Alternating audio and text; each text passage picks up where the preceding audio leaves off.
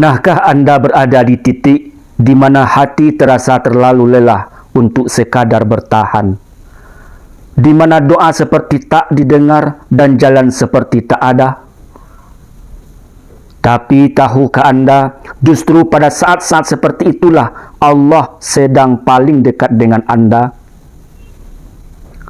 Allah sedang menggenggam hati Anda, menenangkannya, menguatkannya dengan cara yang mungkin tidak Anda sadari.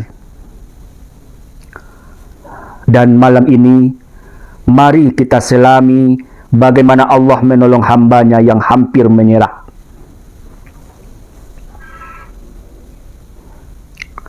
Assalamualaikum warahmatullahi wabarakatuh. Saudaraku yang dirahmati Allah, ada masa di mana hidup terasa berat, bukan karena masalah besar, tetapi karena hati kita tidak lagi sekuat dulu. Kita tersenyum, tapi di dalam jiwa ada sesuatu yang retak. Kita berjalan, tapi langkah terasa menggantung. Dan akhirnya kita mulai bertanya, "Ya Allah, sampai kapan aku harus kuat seperti ini?"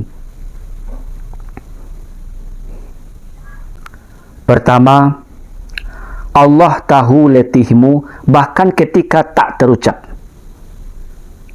Allah berfirman, "Dan sungguh kami telah menciptakan manusia dan mengetahui apa yang dibisikkan oleh hatinya."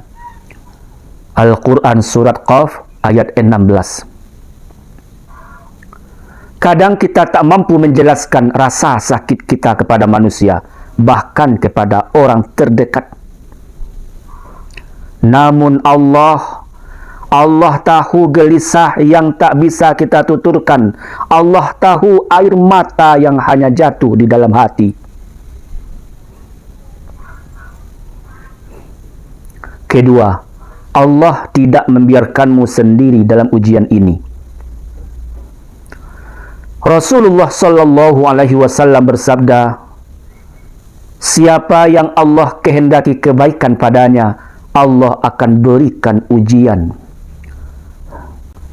Hadis riwayat Bukhari nomor 5645.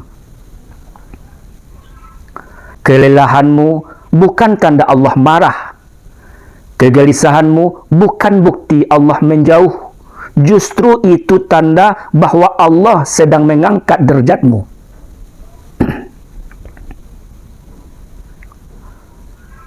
Ketiga, ketika semua jalan tertutup, ada satu pintu yang tidak pernah tertutup.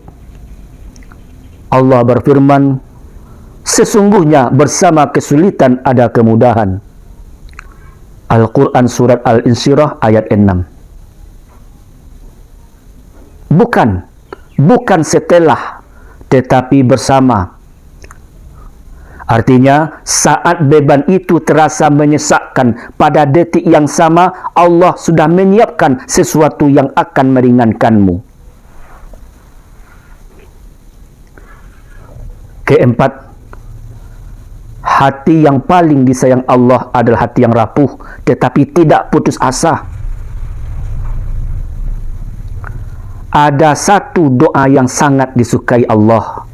Bukan doa panjang, bukan doa puitis, tetapi doa hamba yang berkata, "Hasbunallahu wa ni'mal wakil." Al-Quran Surat Ali Imran ayat 173. Doa ini keluar dari hati yang sudah terlalu lelah, namun tetap memilih berharap hanya kepada Allah. Kelima, ketika Allah menenangkan hati hambanya, Allah berfirman, "Ketahuilah, hanya dengan mengingat Allah hati menjadi tenang."